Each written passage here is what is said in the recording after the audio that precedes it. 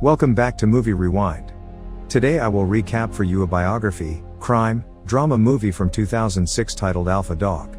Spoilers ahead, watch out, and take care. November 1999, Claremont, California. Johnny Truelove is a young drug dealer living in the San Gabriel Valley. His father, Sonny, supplies marijuana for Johnny's business, which is very lucrative. Due to the success of the business, Johnny was able to purchase his home, which doubles as a meeting spot for his crew. His inner circle consists of Frankie, his right-hand man, Tico, the group's muscle, and Elvis, who is ridiculed for constantly owing money to Johnny. One night, Johnny hosts a party at his house. The whole crew is there, as well as some other friends and random girls. One of Johnny's business associates, Jake, shows up to the party alone. Jake is a heavy drug user, who has already been arrested once. After a deal went bad in San Diego, he asked to borrow money to cover the loss, but his father rejected him. Jake and Johnny head off to speak privately, and Jake offers to split the loss from the failed deal, which infuriates Johnny. He says that Jake was sent to do a job, and Johnny holds him responsible for the full amount. Jake reacts negatively to this, and Johnny responds by throwing him through a glass table.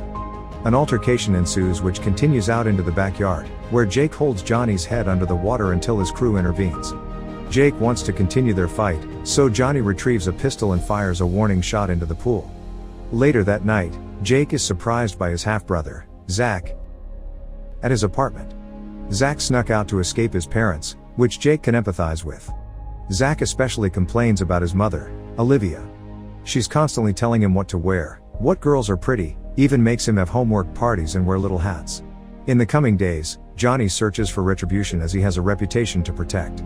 He takes his father and a group of friends out to dinner, where they run up a huge check and stiff Jake's girlfriend with a tab. Next, he calls Jake's employer, posing as his probation officer, and reporting him for a failed drug test, which results in Jake being fired. Jake retaliates by breaking down Johnny's door with an axe, and smashing the sliding glass door. He defecates on the carpet, and his friends steal Johnny's flat-screen TV. Johnny is home during the break-in but too scared to do anything, so he stays hidden until Jake has already left the house. The next morning, Frankie comes by the house and finds Elvis and Tico packing things up. Johnny plays the message Jake left him, and shows Frankie the damage from the break-in. Now that he has his guys to back him up, Johnny takes Frankie and Tico, and they head out to look for Jake. They first try his apartment, but eventually leave when no one answers the door. In the meantime, Zach's parents confront him after finding a glass pipe in his room. To escape the conversation, he goes upstairs and leaves the house, by escaping through the bedroom window. Johnny spots Zach walking alongside the road. He recognizes him as Jake's brother, and impulsively tells Frankie to pull over. Zach tries running but Tico chases him down, and they rough him up a bit before throwing him in the van, as several bystanders look on. They drive to their friend Chucky's house, where Zach is taped up while Johnny figures out what to do with him. They're forced to leave when Chucky's boyfriend, Lumpy, sees them and freaks out. The day goes on, and Zach's parents begin to worry. They check with Zach's friends, the police, but no one has seen or heard from him. Jake's father, Butch, asks him about the person he owes money to, which his stepmother Olivia overhears and gets very upset. Jake calms her down, and promises he will bring Zach home. He goes to a party to look for Johnny, assuming that he is somehow responsible. Johnny isn't there, however, so Jake confronts one of his friends. To make sure that his message is heard, Jake fights and beats up several people at the party. Others try to get involved, but Jake is a skilled fighter, and he easily defeats them all. He then leaves his message for Johnny and exits the party. Meanwhile, Frankie gets stuck watching Zach, so he takes him to the Palm Springs Street Fiesta. Unhappy with the situation, he gives Zach the opportunity to escape, but Zach declines, saying that he doesn't want to make more trouble for his brother. The two then strike up an unlikely friendship. He spends the night at Frankie's house, and even helps him with the yard work the following morning. Zach stays there the rest of the day, making no effort to call someone or escape. Instead, he meets some of Frankie's friends, including Julie, who immediately takes a liking to him.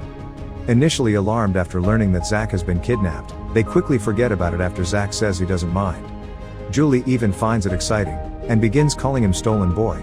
Frankie then meets up with Johnny, who still has no clue what to do next. He has spent most of the time worrying over the consequences of kidnapping Zach.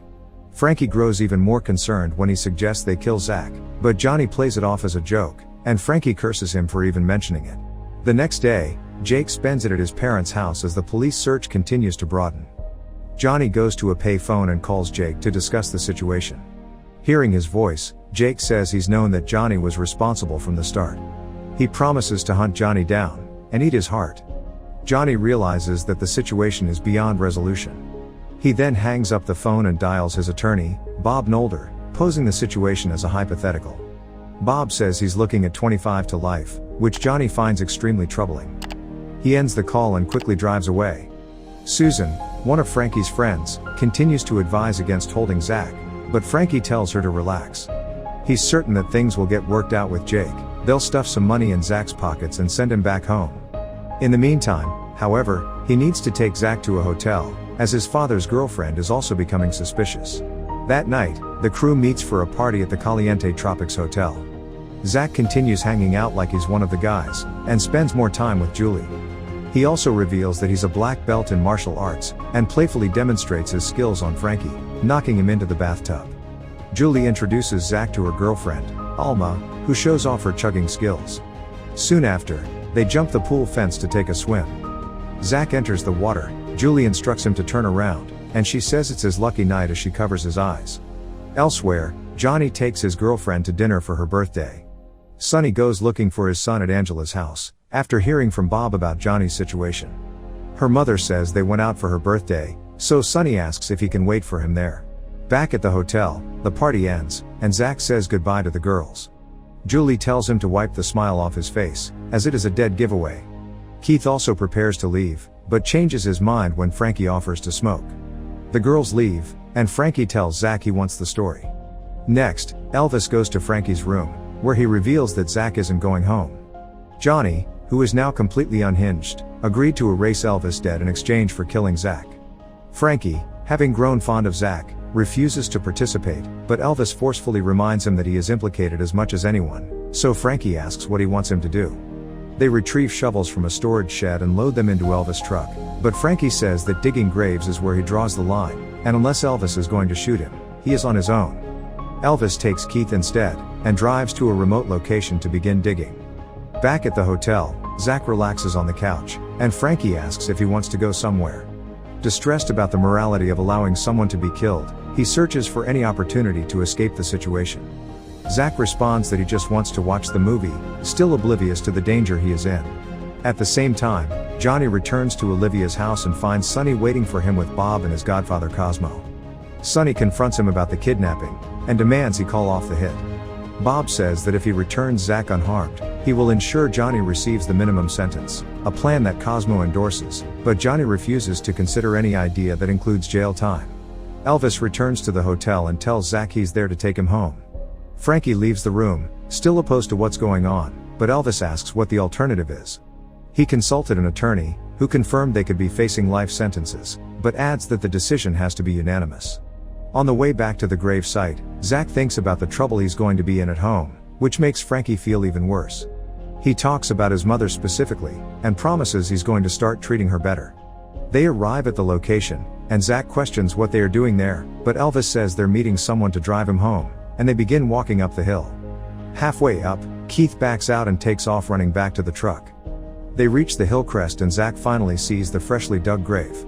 He breaks down sobbing. Frankie again says not to do it, and Elvis pulls out a Tech-9 pistol. Frankie calms Zach by saying he would never hurt him, but that he has to cover his mouth with tape. He looks up just in time to see Elvis swinging the shovel, then proceed to shoot Zach multiple times, killing him instantly. Zach's body was discovered 4 days later, and Elvis Schmidt, the first one arrested. Johnny Truelove fled the country into Canada, then later went to Brazil with help from his father and godfather. He spent 5 years on the FBI's most wanted list. Tico Martinez received 9 years in state prison for his role in the kidnapping of Zach Mazurski. Keith Stratton was convicted of second-degree murder, and remanded to the California Youth Authority until the age of 25. Frankie Ballenbacher was convicted of special circumstance aggravated kidnapping, and received a life sentence with the possibility of parole. Elvis Schmidt was convicted of kidnapping and first-degree murder. He is currently on death row at San Quentin State Prison. In March 2005, after 5 years on the FBI's most wanted list, Johnny Truelove was arrested by local authorities in Saquarema, Brazil. He was convicted on July 8, 2009, and sentenced to life without the possibility of parole. Okay guys, thank you for watching. Please leave a like on the video, and subscribe to see more.